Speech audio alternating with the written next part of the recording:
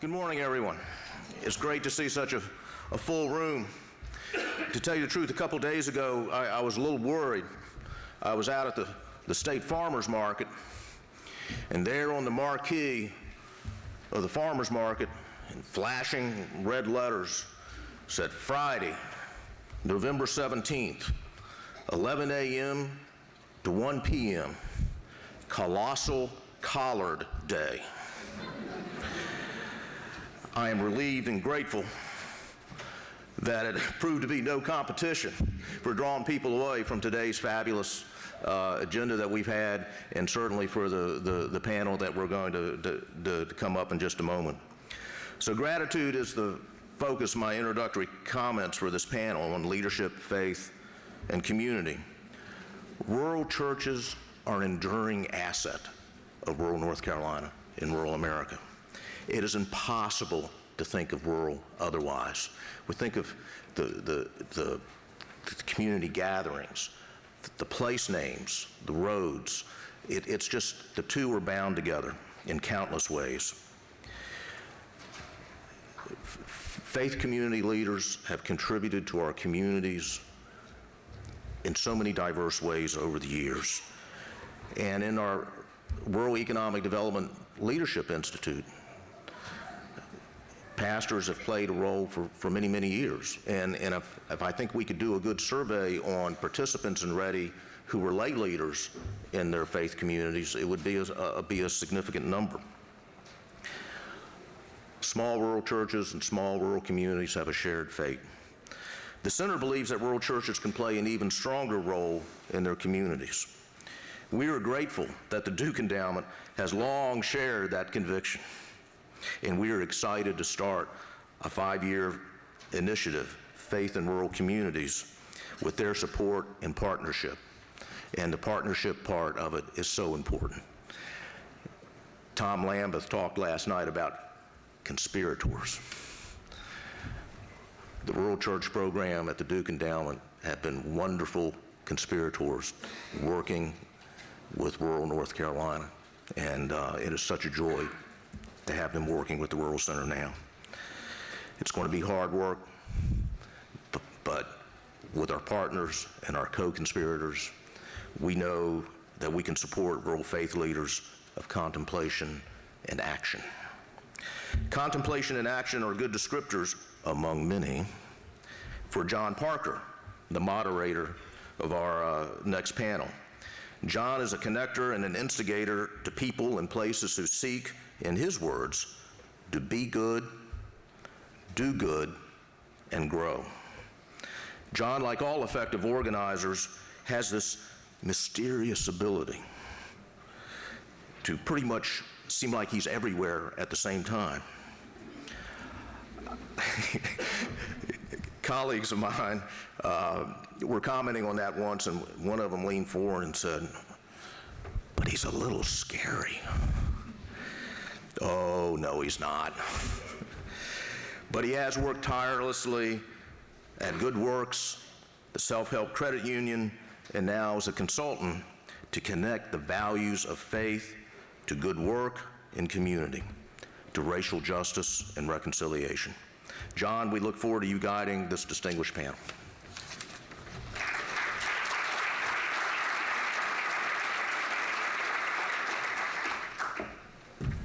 How's everybody doing? We're going to have fun, all right? So what I'm going to do is I'm going to introduce everybody and have them come up so you can sort of see who they are, and then we're going to jump right into questions. But I do want to say that, you know, I've worked in the community development field for over 20 years, and for most of that time, I've had friends and colleagues at the Rural Center who were consistent companions accompanying communities and leaders all across the state, as we say, of course, here from Murphy to Manteo. And so thank you for asking me to be a part of this. So first up, I'd like to introduce Andy Anderson. Andy Anderson is the Director of Development and co-owner of Community Innovations, a healthcare company with more than 500 employees. He's the Vice Chair of the Rural Center's Board of Directors and was the first African American elected to his hometown city council, which was Whiteville in Columbus County. He's the pastor of Father's Cup Overflow Ministries in Little River, South Carolina, and he's a past Marshall Memorial Fellowship recipient. Come on up, Andy.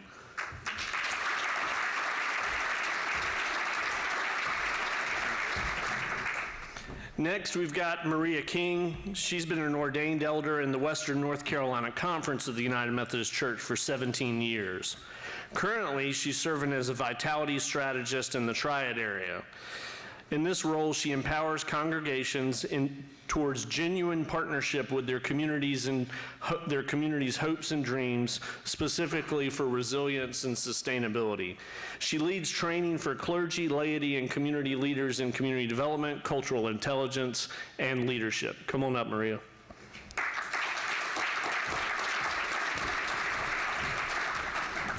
And then we've got Brandon Rencher.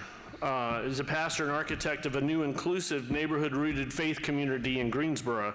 He's a provisional elder in the United Methodist Church in the Western Conference, and he has served in a variety of contexts, including the Triangle, Chicago, and more recently Todd, North Carolina, which all y'all know is near Boone. His leadership has spanned education, church, and the nonprofit sectors, and I'm a native of Moore County, and I love the fact that he's also from Moore County. Come on up, Brandon.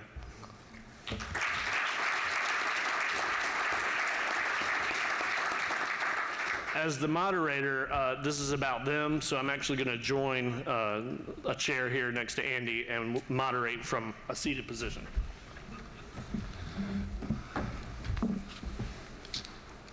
And Andy and I are going to try to share this microphone. Yeah, that's right. Two, people of faith sharing a microphone. I have hope. And I'm an ex-Baptist preacher. Yeah, so we will have time for Q&A, I promise, but I have hope that we will get through all four of these questions before erupting into something amazing. So all y'all have your questions ready. But Andy, we're going to start this first question with you. Based on your experience, what is your philosophy of leadership? And then you can pass it on down to Maria. I guess in short, if an ex-Baptist preacher can be short, because we're supposed to start with that, giving honor to God. That's right. Right? Who is the... I got some... All right. My philosophy actually is that all of us knows more than any of us, and that we're better together. And the more people I think that we bring to the table from different backgrounds, the more people that we have that have different experiences. I think it's been proven in the Gospels that if we wanted to have one person saying something, there wouldn't have been 12 disciples, and one wouldn't have been replaced. So I think that collaboration and making sure that voices are heard around the table is precedent set over 2,000 years ago. Before I answer my question, I want to say all of my great answers come from my dad, who's here. We're from Seagrove, North Carolina, and he's the former mayor. So all the things that are brilliant that I say, that came from him. So when I think about leadership and I think about sustainable leadership and leadership that changes lives over time, I think the word that I use and I'm trying to empower is the word sharing. The number one reason why people either stay in a congregation or stay in some type of community group or stay in their careers because they have a mentor. And so sharing and leadership, I think, is so powerful because not only do you share your gifts of what you know, but you share who you are and trying to that whole self. And we think about leadership as just of going forward and hoping people might follow. But, sharing the walk, sharing the view of the journey. I know that my mentors and my leaders that I have that have helped me grow are the ones who kind of shared themselves, invested in that, but also sharing their gifts and sharing their time. Every part of of who they are is about sharing. And so when I think about effective leadership and sustainable leadership in our communities, and what we do in the work I do is with our lay people in our churches is how are you being a mentor? How are you sharing your faith, sharing your gifts, sharing your story in your everyday life? And how that can create community for the church at large, but also the community they live in. I think I could sum up leadership with a saying that's been really helpful for me, and I'd imagine that most of you know it, and so I'm trusting that you'll complete this as I start it. That the wisdom is in the room, right? The wisdom is in the room. Oh, y'all don't know that saying? Come on, come on. And I think that that really connects to what Maria and Andy have both shared. And I think for me, there's 4 pieces to draw out in order for that to be true in the work that I've tried to do. And that comes down to values, I think, how folks are being shaped in their ordinary lives. And also vision, to what end are we headed? And what does that end, that future mean for right now? And then voice, helping folks to really tap into what makes them come alive. I think that, at least in the faith community, we play a crucial role in helping folks to not just think about what it is that maybe they're good at, that's important, but also what makes them come alive. And those 2 things are not always the same thing. And then lastly, community. In order for the wisdom to truly be in the room, there has to be some sense of sharing and some sense of collaboration. And so helping folks to feel like they have access, that they have value, that they have a role at the table of community. I think that's all crucial for leadership. So yeah. Thank you all so much. So the second question, and Maria, we're going to start with you with this one. What are your lessons learned about the leadership that's needed to work across generations? I have some key words that help me guide conversations when I go into rural communities and faith communities, but really kind of listening for their language. But I think the hang-ups between generations are these 2 words, roles and relationships. And in the work we do with different generations, it's always been, okay, what role are we going to play? You know, we got to find somebody who's going to step in and be in this role for the next generation. And the younger generation really doesn't want to fill in that role and be like that person, but they really want to develop a relationship with that role. And when you have those relationships instead of roles, there's some sort of creativity in the room, talking about what can come from the community and what can come from each other's relationships to this need or initiative. But when you start to create together, especially people with different views, different ideas, different language, different hopes, there seems to be more investment if they create it together versus just saying, do this and be that. A few things come to mind. I know for me, a huge role that I play as a pastor in any congregation, but in particular, looking back at my time in Todd, was having the capacity to translate well. I think that there needs to be folks that are bridges and primarily do the work of translation. And that can come down to translating the traditions of a faith community in a way that makes sense for younger folks that maybe didn't grow up in the church, or folks in the community that maybe aren't interested in church, but perhaps they're interested in some greater cause in the neighborhood. And so playing a role of translation is really crucial. A couple of other things, showing up. I know that for pastors sometimes we can get caught in our pastor studies, and though it's important to have that space of solitude, something crucial for me was just being present with the people. in ways that make sense for them, whether that was showing up at the local basketball games and football games and baseball games or the local civic groups, meetings, et cetera. And so just making sure to be showing up and being present and building relationships.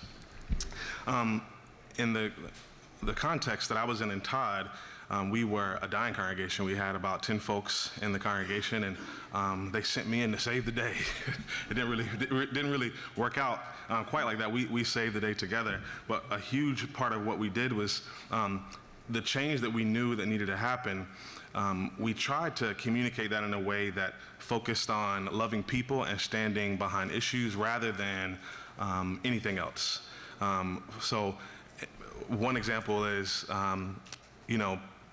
if somebody feels really passionate about a particular ministry that we think could impact the neighborhood, rather than just talking about it in terms of the plan, talk about it in terms of that person, that young person's sense of call and the story that's connected to that, and helping some of the older folks in the congregation or even some of the younger folks really connect to that person's story. So that was really crucial to make change about the people and about the issues.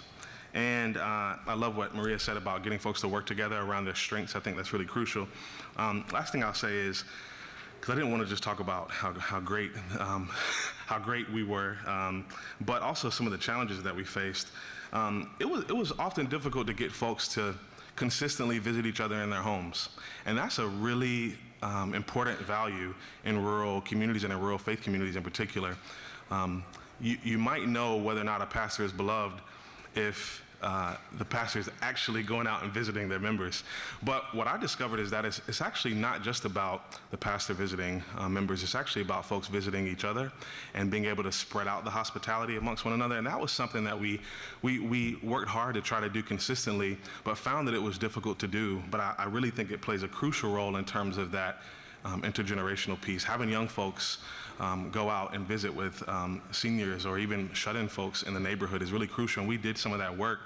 And it made it so that the changes that were really needed in the community and in the neighborhood didn't feel so distancing because it was connected to people and stories and relationships. And so that's difficult to do, but I think it's important that the leadership in our faith communities really tries to cultivate that. Okay, just as I've had to preach after preachers before, y'all didn't leave much on the bone.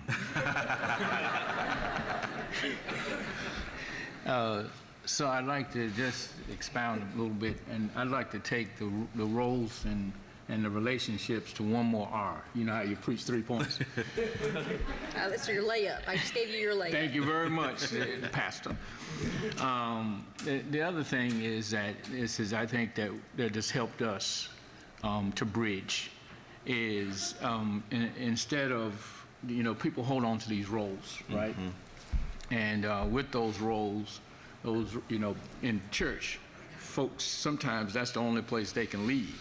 Mm-hmm. In the African American community, that's the only place somebody had a title for a long time. Mm-hmm. Yeah, well, white folks, y'all understand what I'm saying?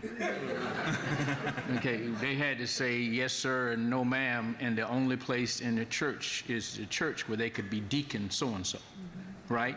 So that role was important. Mm-hmm. And with those roles came rules, like don't walk across the pulpit. So the young folks came and said, that's just a board and carpet, and I'm wondering why you hit me with a rule before I have a relationship. And so I would tell my deacons, before you tell a guy to pull up his pants, won't you ask him what brand he has to start the conversation first? Mm-hmm. Then you have relationship before you inflict the rule. Is that helping anybody at church? So the relationship, what we did is that, and y'all, if y'all real, strict with your fundamentals, we decided to have fun first. And so we reinstituted the church social. Y'all don't fall out now. We dance and stuff, because I'm a dancer. Hey, all right, hallelujah. So in the Bible Belt, sometimes you got these isms and stuff you can't do, right? Mm-hmm. So I saw pastor doing the wobble, right? And so I try to outdance all my young folk. And so in the church social, we had the old school and the new school, Bev Biv DeVoe. against, Chris and them. Right? And then we shared the fund first. And then in that fund, we transitioned into doing work. And so we introduced ourselves to one another a different way and found commonality and fun and fellowship and eating and those kinds of things around the community meal first. And then we started talking about ideas and trying to center in missions, because when we get a chance to sit down together, everybody wants to just live, love, laugh, right? And leave a legacy, all of us, no matter what faith it is and how old you are. And if we can get to those 4 L's, but first you have to laugh a little bit first, right? And do a little pop, that kind of thing. Nice. Let the church say amen. Thank you. Follow that. Yeah. Try to follow that. Pop White folks can dance. I saw them. No. That person on the rural center staff that said I was scary had not seen me out and about.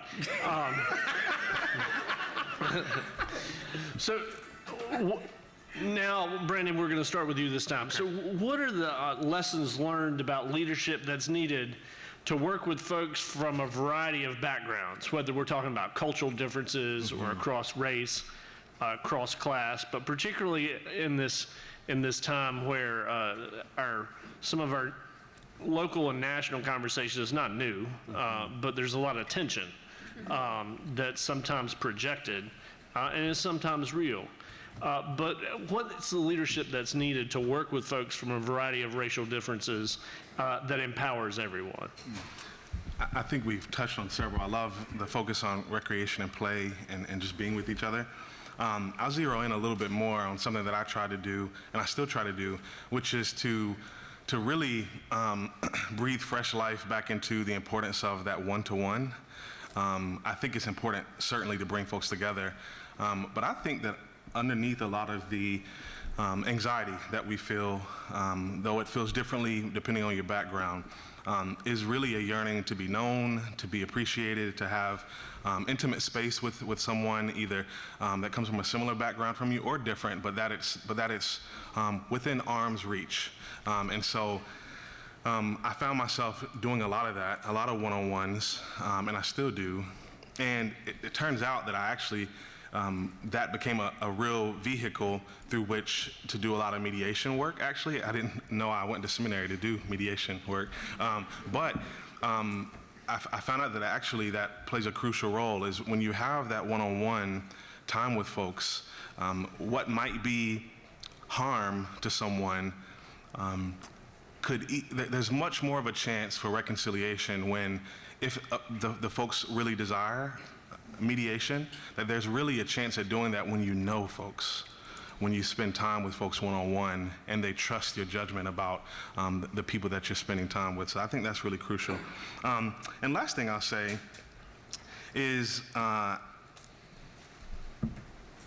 real need to focus on, and this is language that's really rising to the surface these days in light of the national political and social climate, is really a focus on equity and changing systems and culture. And I think that one way that we can do that well is to really value the importance of caucusing.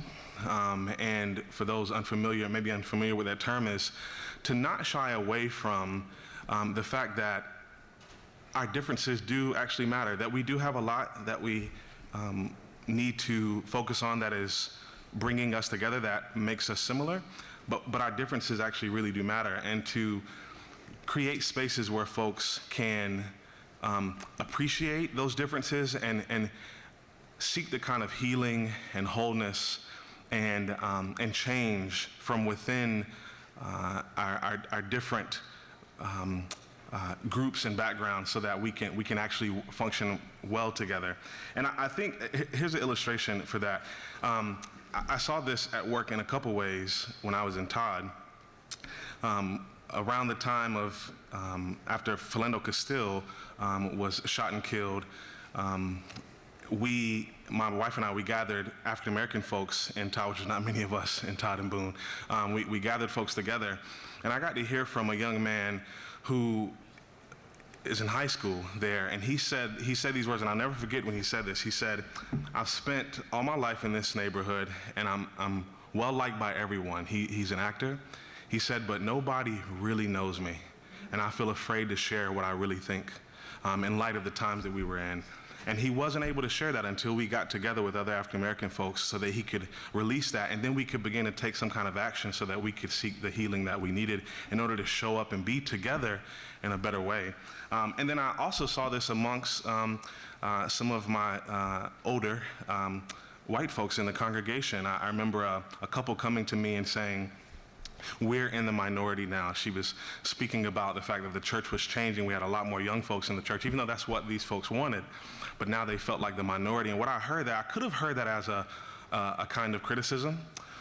But what I heard was some hurt, maybe, some anxiety, a desire to share voice. And there really was a need to gather those folks together to be able to express that.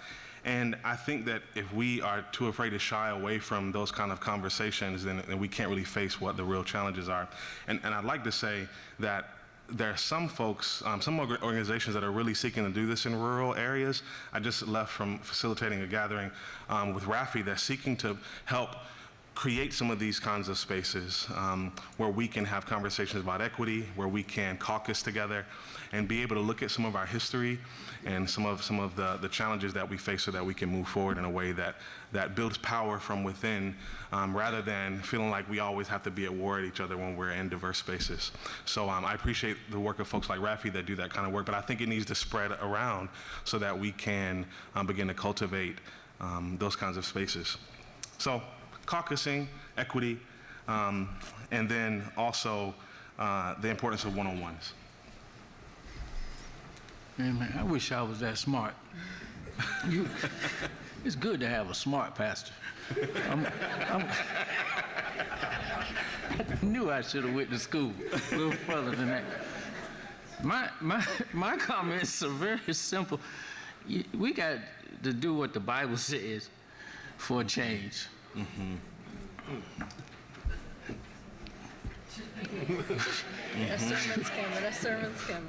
For a change. Mm-hmm. We've done selective ministry, and because we like to see ourselves in the mirror. And so that means that, 11 o'clock is the most segregated time in America. When Jesus was talking about a Samaritan person, that he said, "I must go by Samaria. I must go," right? And then he made the thing about the Good Samaritan. I know it's in there somewhere. I'm like a ragu preacher. I know it's in there somewhere. I can't quote the exact scripture, but I know it's in there. Right. Right. And so in that, we don't let folks grab a little piece of the Bible and hijack it. We don't let a political party say that they own righteousness and then say that people shouldn't have health care. We don't do that. You got to be smart enough that Jesus went in a place and said and healed everybody. He didn't ask them for a card, didn't say that you're uninsured. Whoever came wanted to even touch him, they had access to care. And so because you're conservative in one thing and you don't particularly like people who may call themselves gay, you don't just move from that place and hijack the whole Bible and say, "I don't want you to have this either." Mm-hmm. So we've put ourselves in corners and we've repeated what MSNBC or Fox said. And then we brought it into church where the church should be sanctuary. Mm-hmm. Sanctuary is a place where you can have diverse ideas and still be welcome. That's what sanctuary is. Sanctuary is a place where you can be messy. And we come together collectively and say, "I don't have that mess, but I am a mess." Mm-hmm. Mm-hmm. And from what I've gathered and been strengthened from my mess, I'll put that together with your mess. Come on, and somewhere we'll get a message. to other people who have not yet heard the good news. And so I just say that church has a unique opportunity to get back to where it was when Pharaoh had to come and consult. Where should we go from here?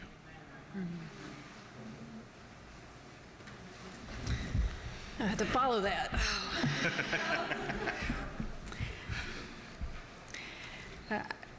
My leaders who work with people who want to engage people who don't smell like them, dress like them, bathe like them, look like them, talk like them, my leaders have to be brave.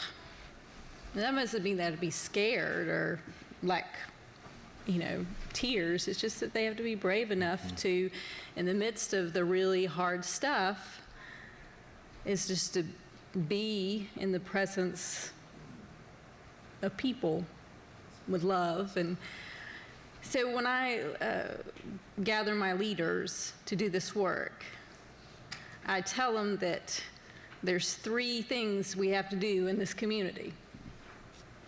The first 2 is a lot of work. The last one, in the faith community, we say, God's going to do it. We don't have to do that part in a sense of doing the hard work. God will bring the fruit on that one. The first thing is we've got to learn that we're stuck. And that's usually because we're filled with fear and fault. And the hard part with my leaders trying to do the work of cross-cultural, cross-faith, cross-everything, is that we need to restore those relationships. And so most of the leadership training, the leadership goals is restoration. And the 2 concepts of restoration in our work is dignity and love. We see everyone with dignity, no matter how they voted, no matter what they call you, no matter the past, the present, or the future. We see people with dignity. And we try, even in harder days, to love. And in that's the hard work. And if we can bring restoration and bring community and bring relationships and bring healing, God continues to do some amazing things. But if we can restore in these relationships, and that's the hard work. And I think when I tell my clergy, I said, this is the stuff we have to do. This is our calling, is the restoration part. And then allow the community to be transformed by that. But loving. And another aspect that when we bring people together that look alike and act differently and just are different people, we have 3 sayings, and we write them on the table every time we gather. And these 3 words are access, influence, and mobility. So whether we gather as a community, who's missing? Where's the access not available for people to be at this table? Who has the influence? Who needs to be influencing? And then the mobility. Who has the mobility to be at the table? And so constantly we have to learn about how we meet, what kind of meeting place this is, what time we meet. We've got to look at how we're offering access, influence, and mobility when we talk about cultural intelligence, bringing, in the church world, we call that beloved community. And so how can we bring that? But my hope is that we do a lot of more restoration with a lot more dignity. John, you mind if I just say one other thing here? I think it's important to point out that a lot of the spaces that I think we believe are safe to bring people together are actually not safe. And I think it's important to be transparent about that. And so I think it's really important that as leaders, we begin to recapture an imagination around different kinds of spaces. My wife's an educator, and she taught me about differentiation. And for the educators in here, differentiation is important, that you find ways to meet folks where they are. And I just want to underscore again, and I'm sure that there may be some questions in the Q&A. I don't have a ton of time to unpack it, but I think it's really important that we create both one-on-one spaces spaces for small group engagement, both folks that have similar races and backgrounds, and in addition to that, small groups that are diverse in nature. Because we're in a climate right now where folks will not speak up if you don't create those kinds of safe spaces for them so that they can seek the kind of healing and empowerment that they need. So that when they show up in diverse spaces, after hearing MSNBC and Fox News and all the other things that we see on Twitter and Facebook, that trigger and bring so much anxiety around things, that they have the courage to actually speak up because they've had those spaces where they feel known and where they feel like they can speak up in a way that they will actually be heard and not slighted. And so I think it's really important to underscore that again, that we can, I think we like to think that we can just bring a bunch of folks together, but it's in these times, it's much more difficult to do that than ever before. So just want to point that out. And just to underscore what Brandon was saying, that 2013, we did 13 cross-racial appointments. First time, big wave, we did that with Paladin. Sorry, a cross-racial appointment is when we appoint a clergy person to a congregation that might not be from the same background. And we would say that all 13 were racial diverse appointments. So we've gathered them and walked by them for now 2008, 17, 18, we're approaching. And some of them, we were having these conversations, it's taken so much time. And one of the pastors was describing, he's an Anglo pastor serving a white church and a black church, and he went year by year to talk about how the relationships have changed. And so one of the things that he said was so beautifully is, like, after the 4th or 5th year, his congregation said because they were really starting to do more together, they looked at each other and go, what took us so long? And the idea of, they thought this would be quicker, but yet it took a long time to really build the relationships and the trust. Trust was huge. The pastor, I kept pushing the pastor, what was that essence of change in relationships? And he said something very, just very special. He said, when they started to laugh together,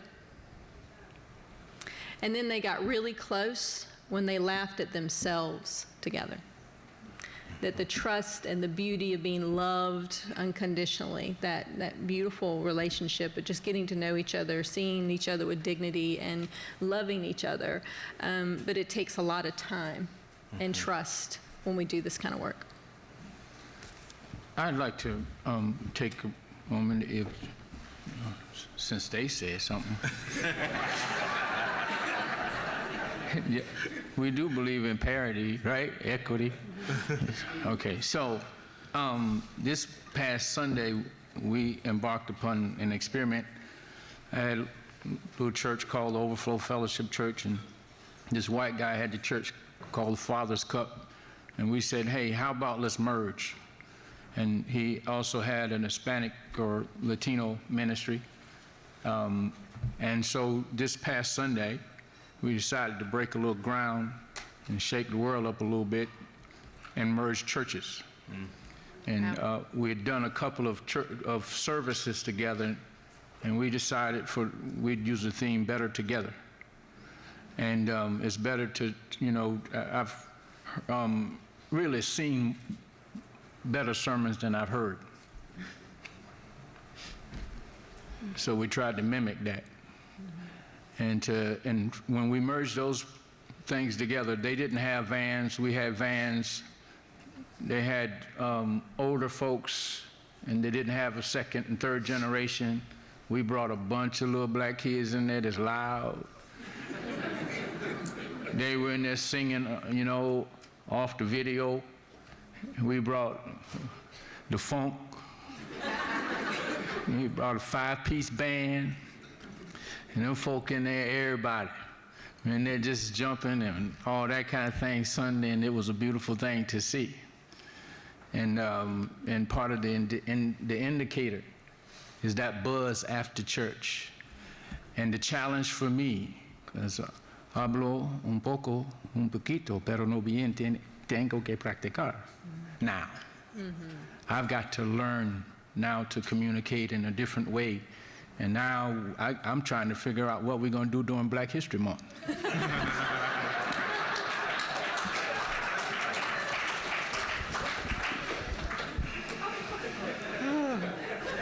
I don't know about y'all, but I'm having a lot of fun.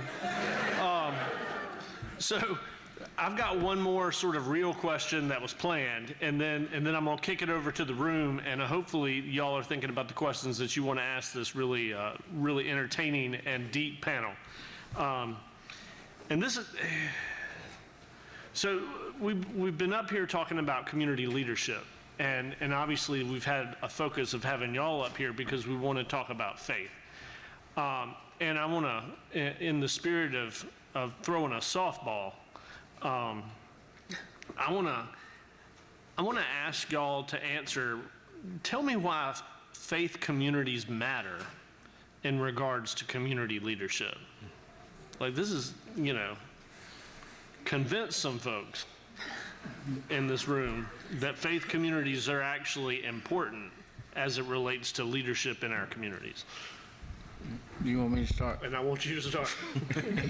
Say, all right, first of all, we're the biggest crime prevention program in the world. Thou shalt not steal, thou shalt not kill.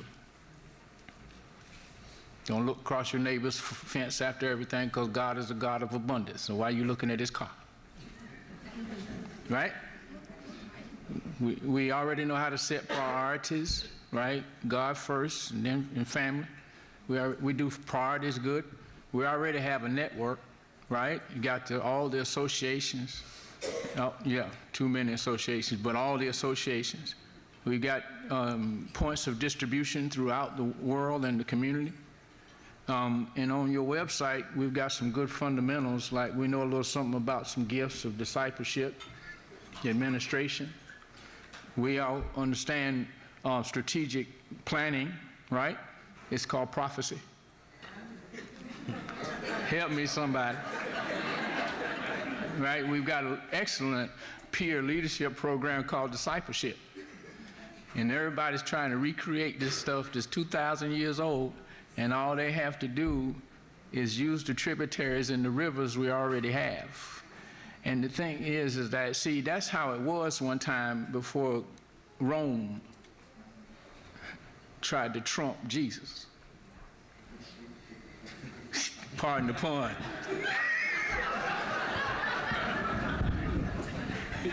Slide the mic, brother. Slide the mic. I'm not following that.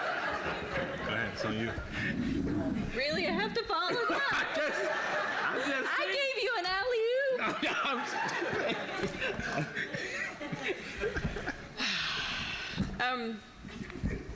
You said why a faith community is important? Why does faith and Okay. faith communities matter? Okay. I think they matter if they're together. In my work, I have 145 churches, 3 counties. And when they're together, we are awesome. We form around towns. Because there's a Methodist church in every corner, right? I mean, when we're together, we play great zone offense and defense. But when we're not together, but we're seeing that as a change. We are, I think we're living in a new reformation for those church people, church history. We're learning that we have to reform ourselves, but I think our faith communities are amazing when we're together. And I think the rural community needs for them to be together.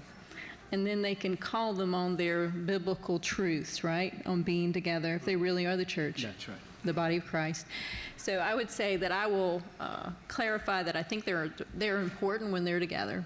And I think when the churches are being isolated, sometimes they are isolated, sometimes they isolate themselves. But I think that we need to reach out to them as well. But I think we need to, faith communities can be such an empowering sense of hope and restoration for a community when we're together and we look for the common good. My dad always told me as I left the house every day, be good or be good at it. And then I became a preacher, so I don't know which one I did well. But, you know, the idea is to be good. And we're really good together, and I think faith communities can have such resources. First of all, of wanting to be in a community, but also the fact that it is our biblical foundation, especially Methodists, that the world is our parish, not our pews. And so I think they're a huge resource when we're together. I'll go back to the fact that folks are hurting, folks are lonely and isolated, and relational proximity is more needed now than ever. Mm-hmm.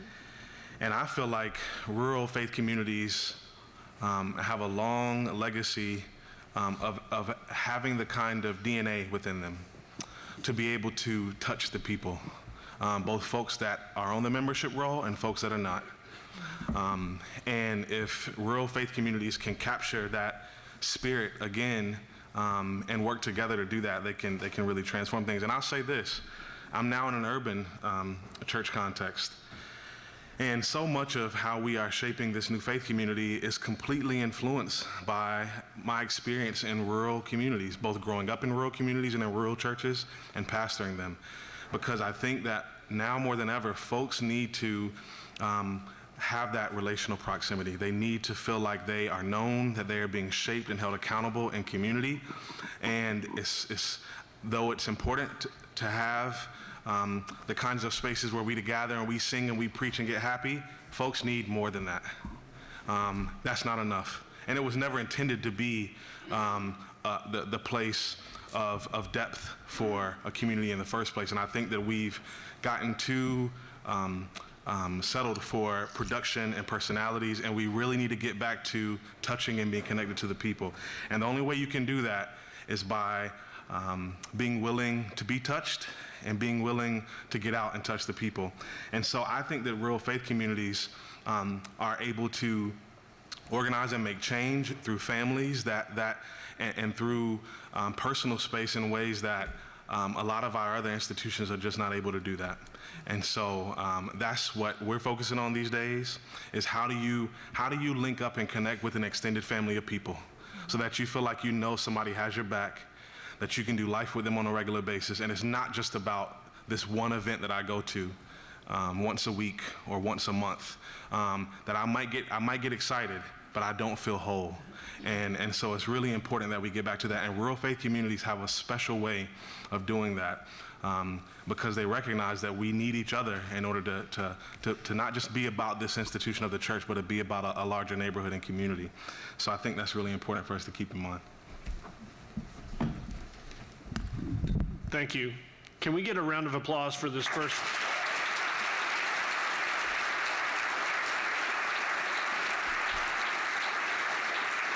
And so where are my people with the mic? I see one person over there. Okay, we got questions. We got hands getting raised. All right, look at that.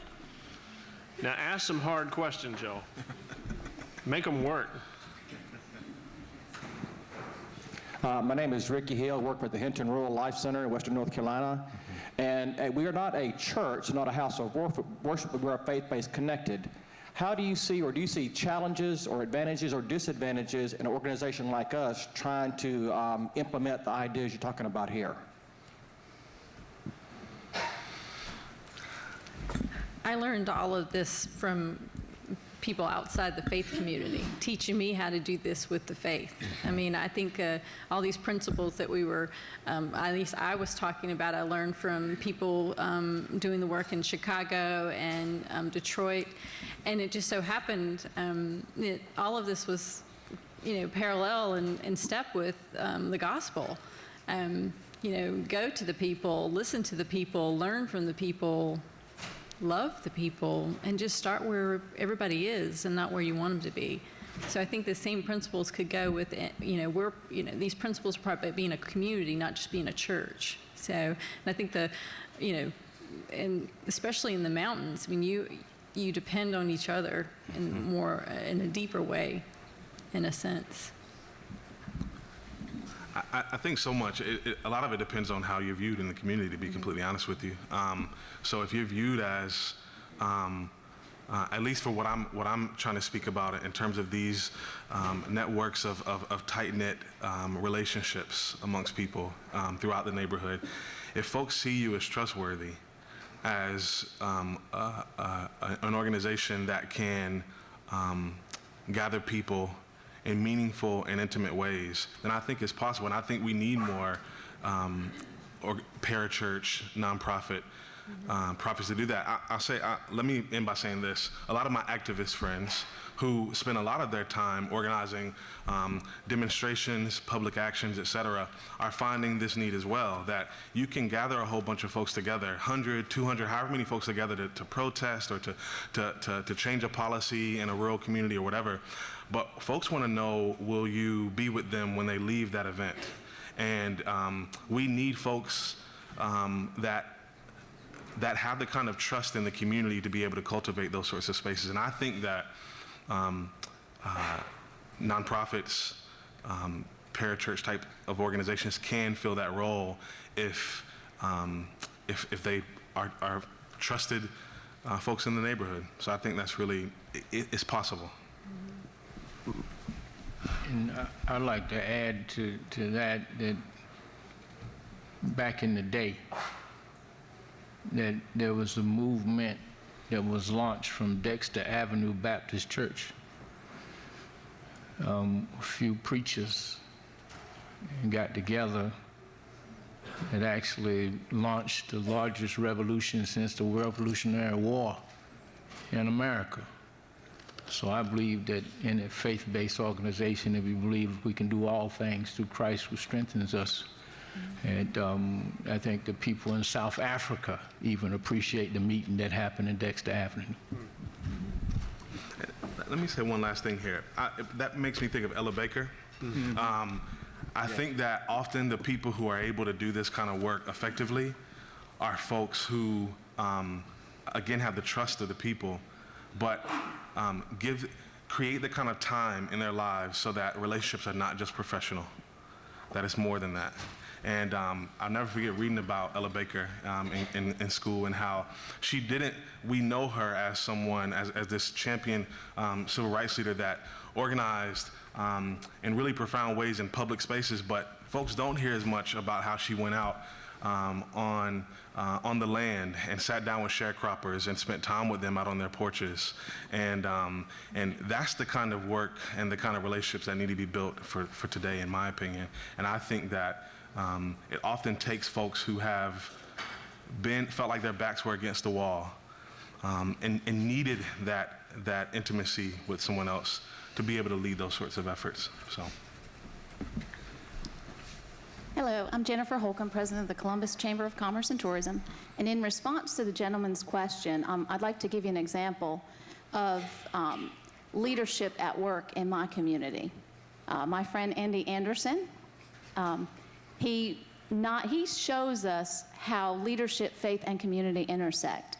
So some years ago, as a lot of racial divisions were escalating, cops were being shot, people were being shot, there was a lot of riots and a lot of violence. Andy reached to someone else in the community that I would say is a polar opposite. And two gentlemen got together and developed an event where they brought the community, the black community in with the white community, the very conservative community in with the very liberal community. And we got together and we had a community conversation. And these two gentlemen, I cannot imagine two people more unlike each other. He's our own Duck Dynasty, looks just like that cast. Trump-waving, NRA card-carrying gentlemen, but they both, and Andy's somewhat different, they both had one mission in mind. They're both leaders in our community, and they have very different concepts, but they both believed in making our community safer, in keeping it safe, and in trying to offset additional racial divisions. Those were very hard conversations to be held, and I want to commend you for doing that, for getting people together in a room that do have very different ideas, and being the leader that you are to be able to do that. And to date, we are very thankful for you, and we have not had any major issue, I shouldn't say issue, but I think we've had some healing on the racial tensions, and I know that you are by far one of the ones that have helped us to do that, so thank you.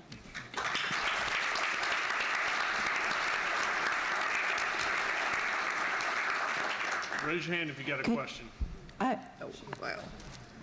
Good morning. I'm Lynn Douthit from the Small Business Administration. My question is actually around economic development. Almost 20 years ago, we had a faith-based initiative to help folks grow and see possibilities around entrepreneurship.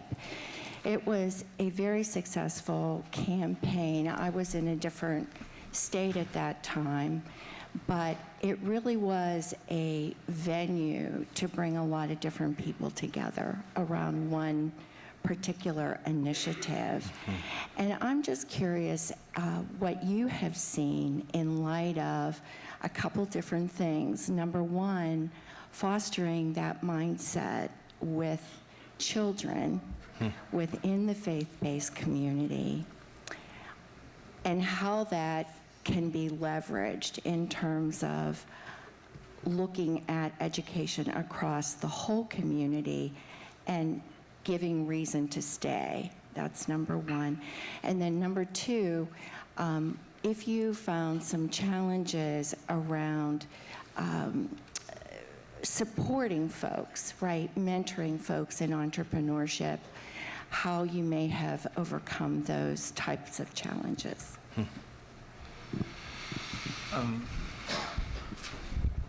As an entrepreneur and pastor, we've decided to make sure that we use the church as a forum of teaching, because my first educational experience outside of my home was in Sunday school. And then I learned a little bit about accounting as a junior trustee, right? And so we've decided that when we have a camp for kids every year, and it's a gospel music camp, right? And in the gospel music camp, we also have financial literacy. Because the thing is, I tell folks and stuff that, it's all right to get happy, and if you are holding this, you can jump up, but make sure that you're smarter when you come back down. And so we need to understand and be able to, while we have this trust and when we have this captured audience, we have some interest. I think I know as a preacher, I have some interest in folks being economically sound.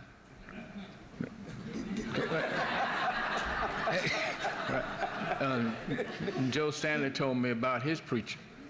And the preacher real quickly had a friend to come in off the golf course, one of his old buddies. And he said, man, that was a hell of a sermon. And the guy said, you can't say that. I got Miss Martha here, and that was a hell of a sermon. Man, that's a hell. He said, look, shh, this is church. He said, hell is in the Bible. He said, but you can't use it in that context. He said, well, you preach so well and stuff that, do you think I could put 5,000 in your collection plate? He said, hell yeah.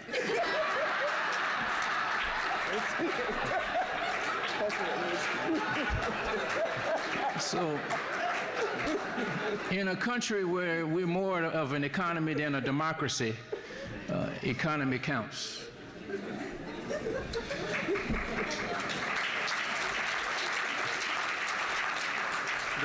The only thing I can speak to this is that we had a residential internship at the former church in Todd where we were, and mentorship was huge there, and we weaved principles around appreciative inquiry and asset-based community development into that work, did asset maps, had folks do projects. And I would say that all that's great and fine, like that folks find out what they're passionate about or they're good at and launch out into a project.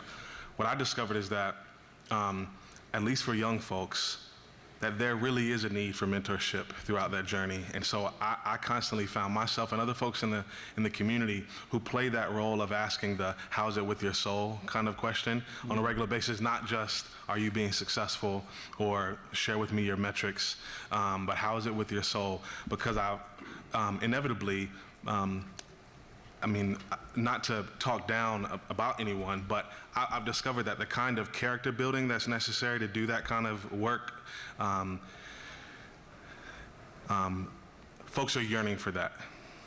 And that it's not just about a role, it's not just about a resume, that folks are really seeking to connect to something deeper in their lives. And if that mentorship is not there, it could just kind of just sort of be pushed to the side. So I think it's really important just to, yeah.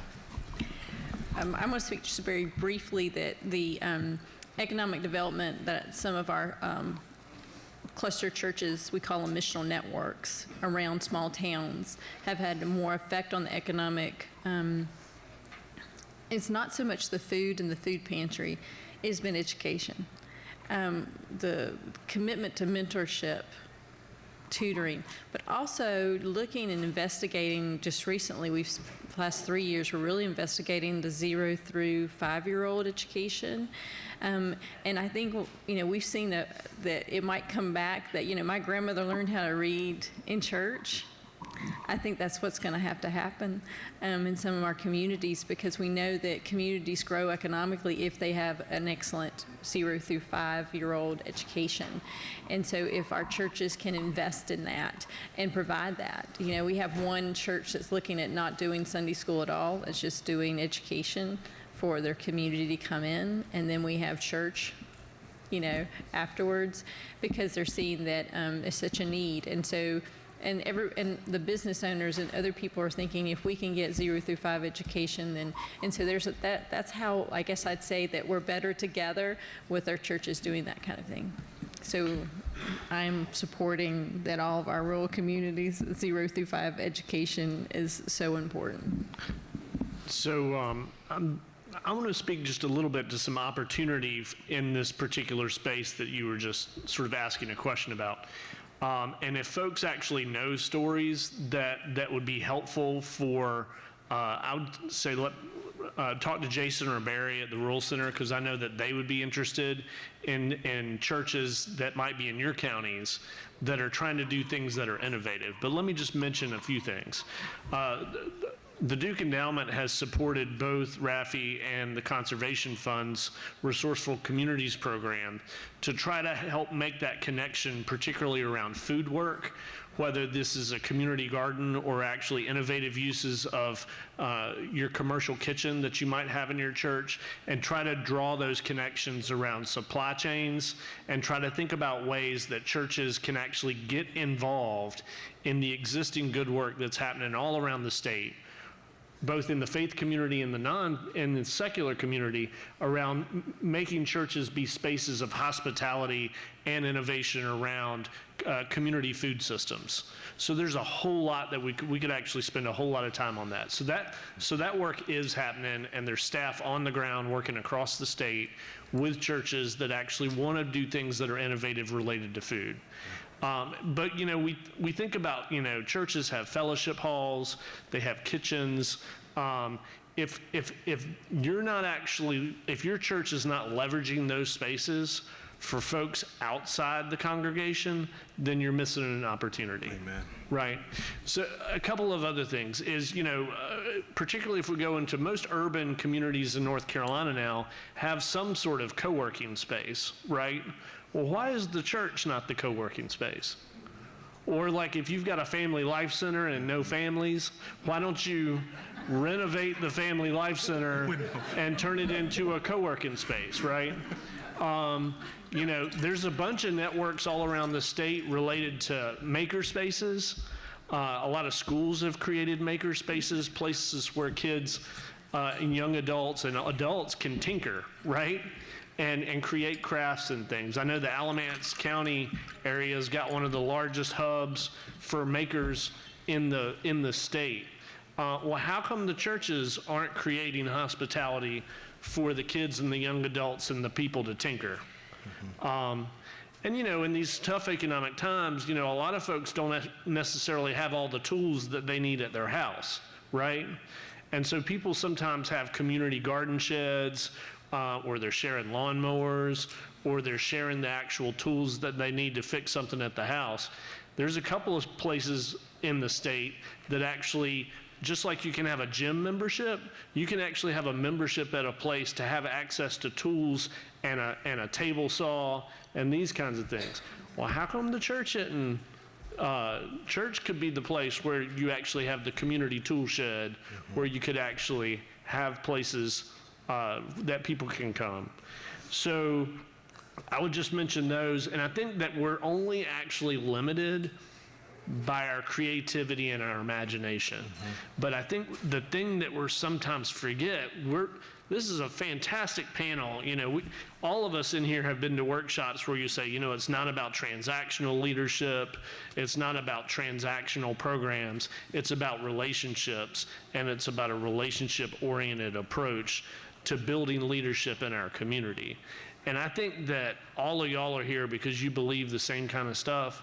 Well, we just got to get out of our silos and make sure that we're talking to as many people as we can, particularly folks we don't know, about why it's important about us being better together. Because if we are only limited by our imagination and creativity, that means we got to get more imaginative and creative and innovative and entrepreneurial people in the same spaces and talk about what's possible.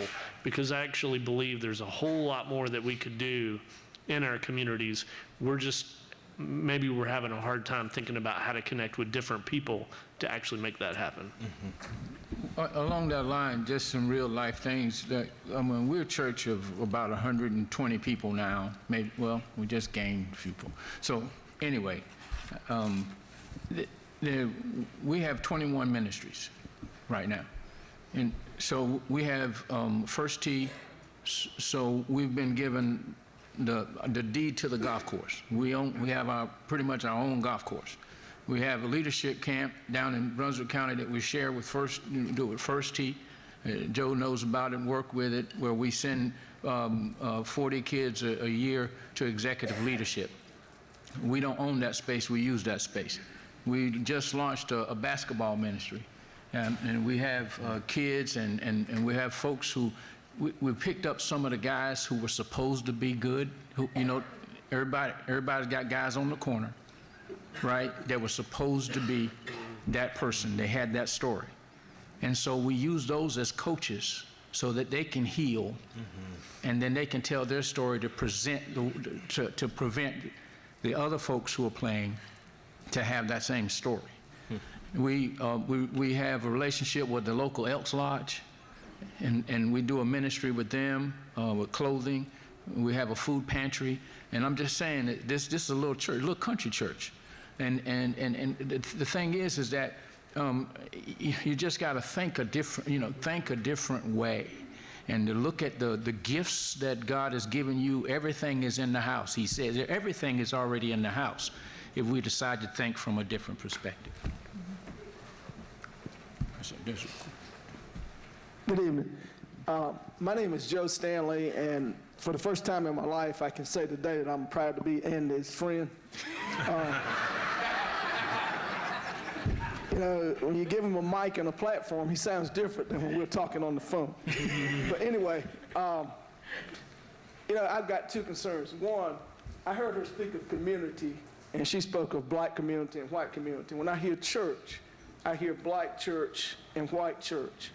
When I was in college, we were having a meeting, and a guy said to me, "Why do all the blacks sit together in the cafeteria?" And I said, "I thought all the whites sat together." Okay? It's our perspective and where we come from. In our world, people are real interested in going to church and being in church, but few people know what it is to have the church in them. The other thing I want to say is, when we integrate churches, we segregate because mama going to sit where she normally sits and daddy going to sit where he normally sits. My question to you is, how do you keep an integrated environment from being segregated unless you do something to force it to happen? I think you raise a huge question. I mean, this is exactly what I'm talking about, right? Like, if you don't figure out ways to get people doing life together, not in public spaces, that it lacks the kind of credibility and authenticity and sustainability for the long haul. And so I know it's hard to create metrics around this sort of thing, and it may not look the most successful or exponential in terms of growth, but I really feel like we need both a plan for how we organize public spaces like what you're talking about, and also a plan for how we organize these smaller networks of relationships that are in our homes and in coffee shops and out on the streets, and that are relationally focused. And that's, to me, that's the hard work. And that's the work that more folks need to be doing to support our public spaces that our institutions spend most of their money and their budgets on. And so I feel like ordinary folks can really do that. But there needs to be leadership to really get that kind of stuff off the ground. And we got to see a foretaste of this in Todd. We didn't really plan it, and that's the best way, right? When you at least when you get something going and piloting something, when you discover, oh wow, the real value of what we were doing wasn't the co-housing space that we created for residential interns. It wasn't the community garden, all these projects that we were doing. That stuff was important, but it was the ways that we were connecting in between Monday through Saturday. I mean, Monday through Saturday and the in-between time, that became crucial, that there was this web of relationships that the truth is, that's how our communities used to be in the first place. But we've lost that social fabric is really fracturing. And so we need folks that know how to, and feel pride in really gathering what is small and intimate. And if we can't champion and support folks in doing that, I'm not sure we will have the kind of depth that we think we have in a lot of our public spaces. Joe, we're doing, the thing is in the form, I just told you what happened with our church. And so we've got these folks from these diverse backgrounds. And I've been blessed to be a William Friday fellow. And so we went up to the mountains to try to learn some stuff. They figured that, especially Andy, needed to learn some stuff. Did y'all go to Duke Divinity? Y'all did? Yeah. Did they give scholarships? I need to be smart. I'm just saying, you guys got a lot of stuff going on, and I like to formalize. I got some thoughts, but I can't formalize them like that. That stuff is good. I need to go to school. So if anybody's in here that's on that board, I need a scholarship. Basketball. You have not, because you asked not. Well, we've learned, Joe, is that if you do not talk about and keep the vision in the middle, there'll be division all over. So everything needs to be mission driven. And don't let anything else come in the room except for the mission. Check your ego and all of that stuff at the door. We came in from one mission. And so if you can, what we did is we sat around the table and we did circles. We did a circle and a talking stick. So you don't get to talk, right, unless, and we give people, understand that people have sovereign intelligence. There's an intelligence they have that nobody else, 7 billion people, these people have sovereign intelligence. Mm-hmm. And what they say is just as valid as the Pope from their perspective. And when we learn that, then I think that's when we start our education. When we allow that sanctuary, a place where you can say it the way you want to say it, whether it was Emmett Till's uncle that said, "Dare he." That was a good testimony to take care of things. Dare he. Wasn't good English, but it was a strong statement. And so everybody has sovereign intelligence from their perspective, and if you keep the mission in the middle, I'm working on a book, y'all, called The Least Common Denominator. And everybody, black, white, whatever, and you get down to the least common denominator, everybody wants the same thing. They just want to live, and they want to love and be acknowledged, and they want to leave a legacy, and they want their children to do better than they did. That's it, no matter where you came from. And so if we keep that mission in the middle and keep the vision, then we can stop some of the division. I would say I would say no matter what two communities we're bringing together, everyone's afraid of one thing, and that's losing their identity. Mm-hmm. And several places in the book, he talks about the Bible a lot. And I think what we need to understand is we're called to have a new creation, a new identity, but we want to hold that old one. We're not to be one or the other, but we are to be new. And I think that's been we have to take a lot of time to nurture that thought, because we've had this old identity for a long time. And another, the congregations we've brought together that don't share the same skin pigmentation, what's happened is when they're outside the church doing work together intentionally, that's really where the beloved community has been. We want that. We'd rather the beloved community to be outside the church than inside those pews, right? Living out.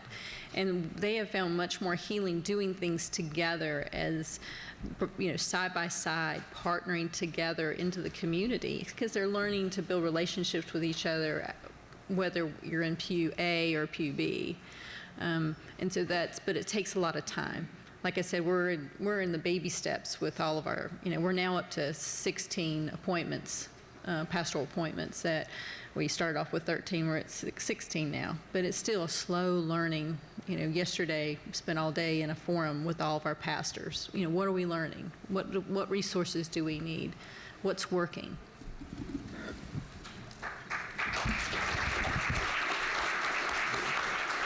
So we're actually, I just got the flag, but I see the question over there. So, I saw that like 0 minutes. Yeah, no, he held up the 0 minutes. Yeah, I got a deacon that does the same thing. Yeah. All right, so it's lunchtime, y'all. But I want to hear your question real quick, and maybe we answered it at the break.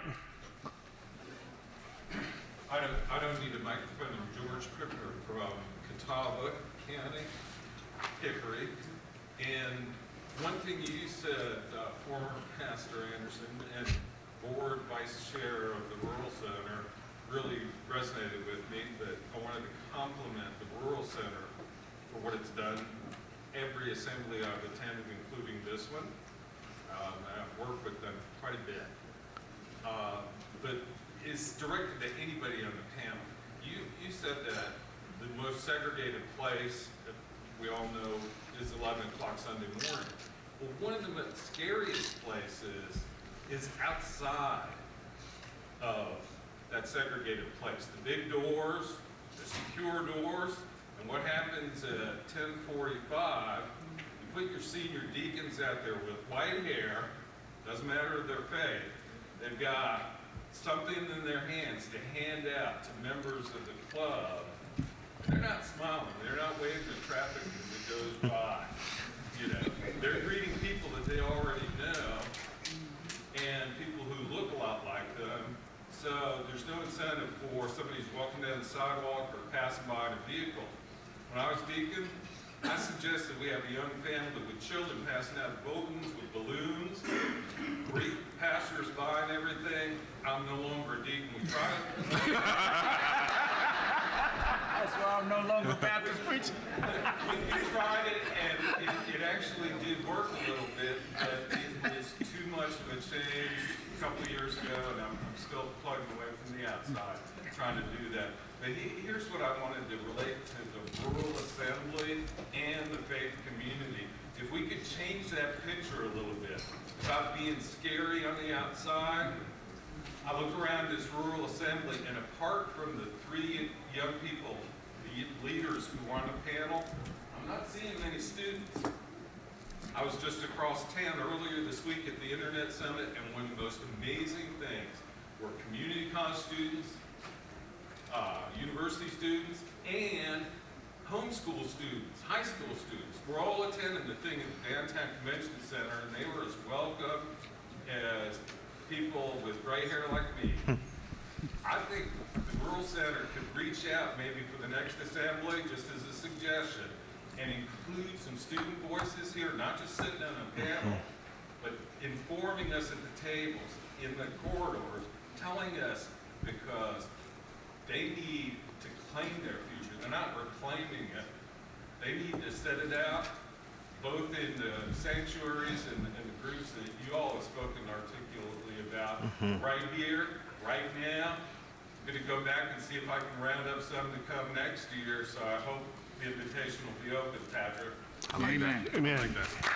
So, thank you for your question and your comments.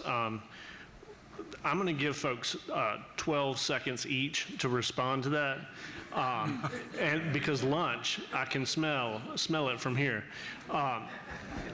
So 12 seconds each. It sounds like a call for a vision of hospitality and belonging, and that everybody feeling like that they've got a say-so in what the future actually is. But I want to work it from Brandon and come back this way. I just want to say amen. I agree with you. Yeah. I'm going to quote Henry Nouwen, who is, and I use his book in everything, and all my pastors know that this is the answer to most of all of my questions. Hospitality is allowing the stranger to be the stranger and to be free. Freedom for the stranger, to be who they are, how they are. But true hospitality, and I know I'm in the South, and I'm a Southern woman, so I know Southern hospitality. But authentic hospitality for our churches really needs to be that we allow the stranger to be free to be who they are. We'll be known by our compassion. Thank you, everybody.